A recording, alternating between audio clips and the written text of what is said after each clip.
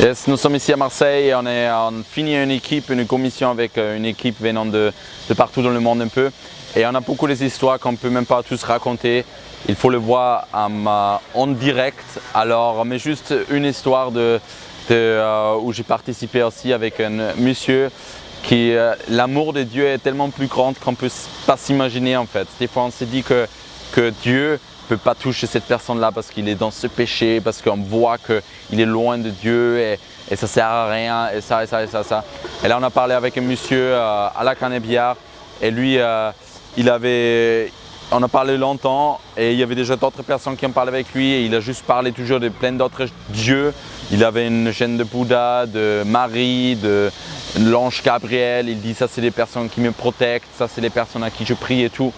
Et avant qu'on a parlé de tous ces faux dieux, on a juste demandé aussi si on peut prier pour lui et il a dit il a un problème à l'épaule à cause d'un accident. Son épaule il est bloqué ici à la main, il ne peut pas le lever plus que là.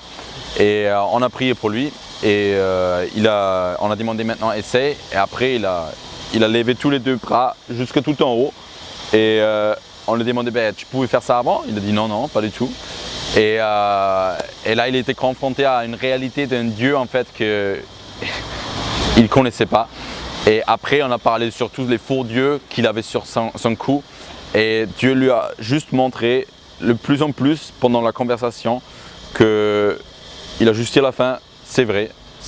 Il était juste en accord avec tout ce qu'il vient de vivre, entendre, expérimenter.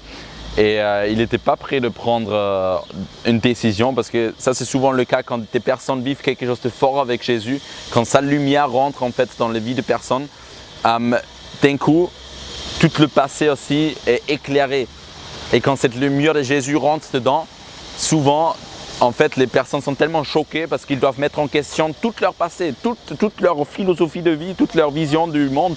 Et c'est difficile. Et c'est un choc. Et ce monsieur aussi, il n'était pas prêt de prendre à l'instant une décision, mais il était juste bouleversé en fait de ce qu'il vient de vivre. Et ça, c'est comme Jésus nous a demandé de faire. Aimez votre prochain, même ceux qui pensent que Dieu ne peut pas les toucher. Si Dieu il veut qu'on aime. Et lui, il aime les gens par notre foi, par notre amour, par nos prières, par tout ce qu'on fait simplement.